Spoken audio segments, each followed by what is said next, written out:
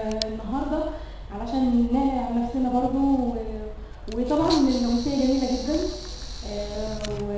وهو خبير تحفيز ذاتي، وناس كتير برضو ما كانتش تعرف يعني تحفيز ذاتي. الناس متعوده على التنميه البشريه، لكن هي جزء التحفيز الذاتي جزء فرعي من التنميه البشريه. احييه ان هو تخصص في الجزء ده، واحييه جدا بجد النهارده، لان الناس على ما اظن يعني الناس كتير استفادت بالمحاضره.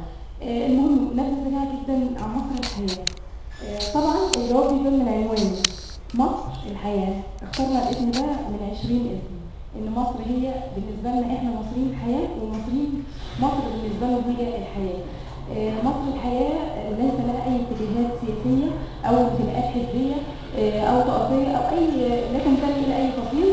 وفي نفس الوقت مصر الحياه دعم ذاتي لا يدعمها اي احد او اي فصيل بعينه.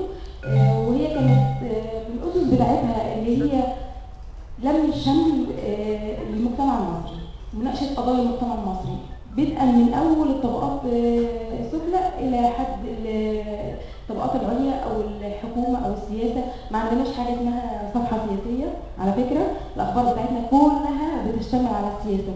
يعني ممكن الدين سياسه والمنوعات فيها سياسه وصفحه الاطفال نفسها فيها سياسه.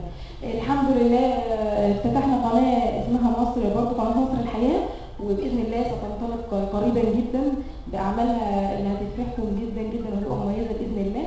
وفي جريده ورقيه برضه دي من ضمن المفاجآت.